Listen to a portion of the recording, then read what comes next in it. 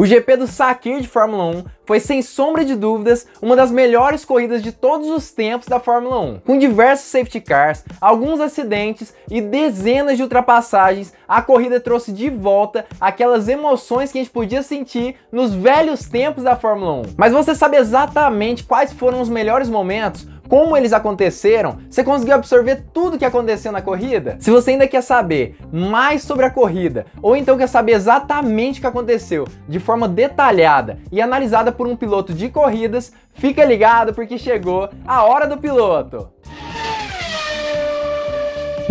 Fala piloto, eu sou o Lucas Camargo, piloto de corrida há mais de 8 anos e o GP do Sakhir, além de trazer uma nova pista, novos pilotos, diversas coisas diferentes, como por exemplo, um pódio novo, também foi uma das melhores corridas da Fórmula 1 de todos os tempos. Enquanto todo mundo pensava que a vitória seria da Mercedes ou da Red Bull, Sérgio Pérez chegou e acabou com a expectativa de todo mundo. Eu quero até ver quem conseguiu apostar na Racing Point ganhando essa corrida, porque ele com certeza está milionário. Essa pessoa com certeza está milionária, porque ninguém esperava isso. E acabou que Sérgio Pérez colocou a Racing Point dele em primeiro lugar no GP. A Renault também não ficou para trás. Na verdade, Esteban Ocon, que tinha largado da 11ª colocação, conseguiu chegar ainda no pódio do GP. E com a chegada majoritariamente rosa, com a Racing Point e colorida de amarelo, o GP do Sakhir de 2020 acabou realmente trazendo diversas novidades para a Fórmula 1. E ainda por cima, acabou levando a fama como uma das corridas mais emocionantes de todos os tempos da Fórmula 1. Mas o que aconteceu com a Mercedes? Onde que foi parar Max Verstappen? O que aconteceu para que esse pódio da corrida fosse tão diferente do normal? E a pergunta mais importante: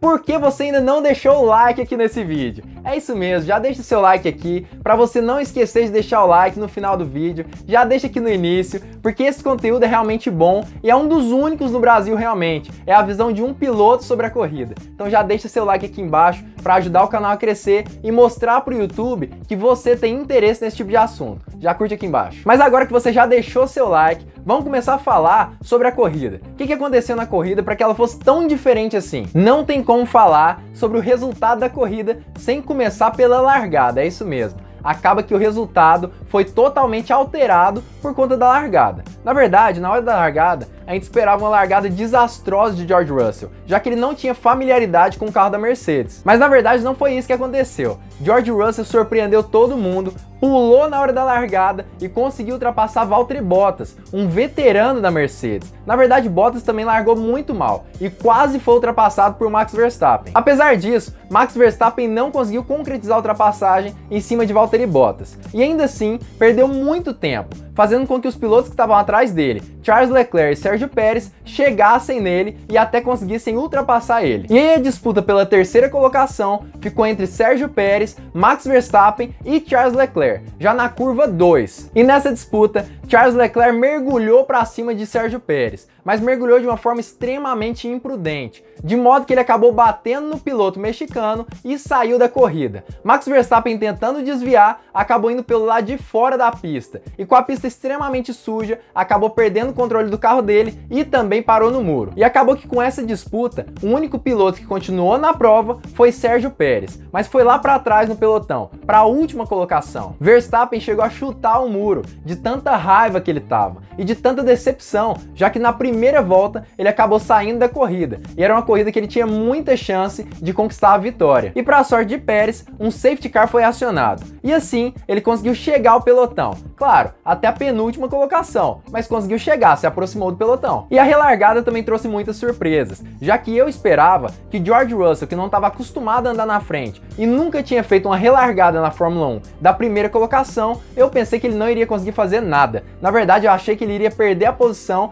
facilmente para Valtteri Bottas. Mas não foi isso que aconteceu. George Russell começou a aquecer pneus, ou fingir que estava aquecendo pneus, e no momento mais oportuno começou a acelerar e acelerar forte. Valtteri Bottas não esperava isso e acabou perdendo muito tempo. Com isso, ele chegou a ser ameaçado por Carlos Sainz, que conseguiu concretizar a ultrapassagem. E dessa forma, logo depois da relargada, o primeiro lugar ficou com George Russell, segundo lugar com Carlos Sainz e o terceiro com Valtteri Bottas. Mas isso não durou muito, já que Valtteri Bottas deu troco em Carlos Sainz logo depois e recuperou a segunda colocação. Mas com essa disputa entre Bottas e Sainz, acabou que os dois perderam muito tempo e Russell aproveitou dessa situação para distanciar dos dois e conseguiu distanciar até 2 segundos nesse momento, aproximadamente 2 segundos. E com essa distância entre Valtteri Bottas e Russell, todo mundo pensou que Bottas iria ter uma boa reação, colocando seu carro no limite, já que ele tinha conseguido realmente fazer uma volta mais rápida do que o Russell no dia anterior, e assim ele conseguiu fazer realmente a pole position.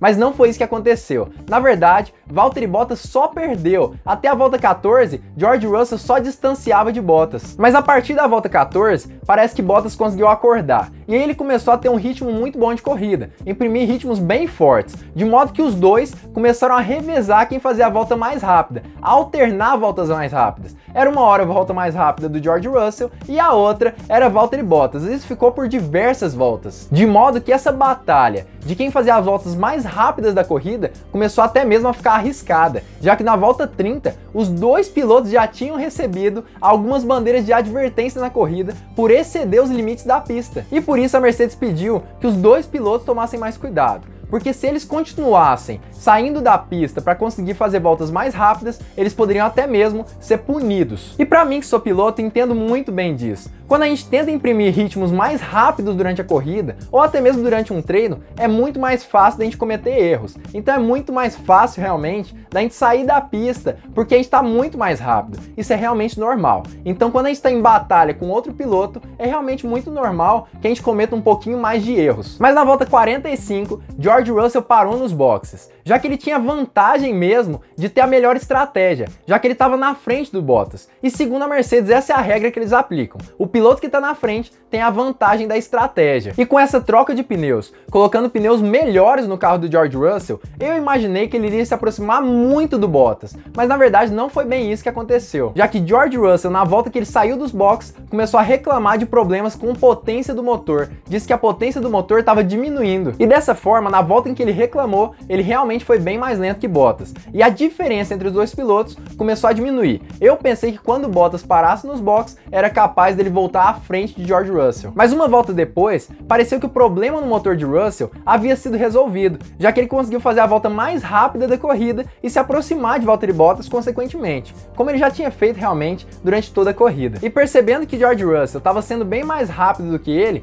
Valtteri Bottas tentou estender um pouco mais a janela de parada, fazendo com que aquele pneu durasse um pouco mais e tentando focar para o fim da corrida, quando ele teria, teoricamente, pneus melhores do que o de George Russell. E por isso, Valtteri Bottas parou só na volta 50 e colocou pneus melhores no carro dele, na verdade pneus novos, né? Mas quando ele saiu do box, ele percebeu que provavelmente a estratégia que ele tinha aplicado não daria certo, já que ele saiu a 8 segundos de George Russell. Na verdade, mais de 8, quase 8,5 segundos de diferença entre George Russell e Valtteri Bottas depois da troca do Bottas. Apesar disso, George Russell voltou a reclamar de problemas no motor, disse que a potência estava faltando e com isso, Valtteri Bottas começou a se aproximar dele, até 3 décimos por volta. De modo que na volta 59, Valtteri Bottas já estava a apenas 5 segundos de George Russell. Mas justamente nessa volta, a Mercedes anunciou que havia conseguido consertar o problema no motor de Russell, e ele voltou a fazer voltas mais rápidas na corrida. Posteriormente foi anunciado que o problema no motor de Russell na verdade era bem bobinho, era só um sensor, e que a Mercedes conseguiu consertar durante a corrida mesmo, ali dos boxes. Mas a hegemonia da Mercedes e a esperança de George Russell de conquistar o seu primeiro GP na Fórmula 1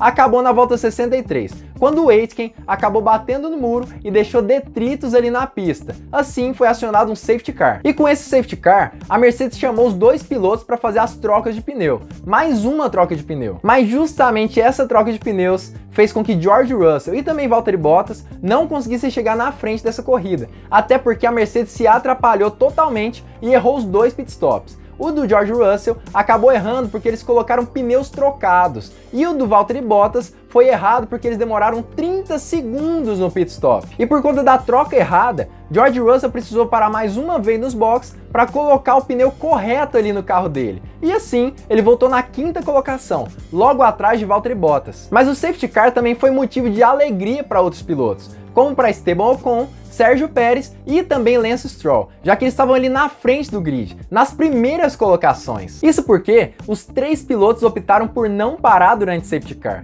e assim eles pularam mesmo ali para as primeiras colocações. E só para lembrar, lembra que o Sérgio Pérez acabou sofrendo um acidente na primeira volta, que fez com que ele caísse para a última colocação? Pois é o mesmo Sérgio Pérez que estava em primeiro lugar agora na volta 68. Mas com a saída do safety car e a relargada, George Russell aproveitou a aderência que ele tinha com seus pneus médios e foi para cima dos outros pilotos que estavam ali à sua frente. Ele ultrapassou Bottas com facilidade e depois conseguiu ultrapassar mais ou menos um piloto por volta, até a volta 74. E justamente nessa volta, ele já ocupava a segunda colocação, logo atrás de Pérez. Ele estava se aproximando muito, mais ou menos meio segundo por volta. Ele estava muito rápido. Provavelmente ele iria realmente conseguir ultrapassar o piloto mexicano. Mas por conta de uma fatalidade na volta 79, George Russell sofreu com um furo de pneus e ele precisou parar mais uma vez nos boxes, caindo para a 15ª colocação. E assim, a corrida caiu no colo de Sérgio Pérez. E a partir daí, parecia que a corrida iria continuar como estava.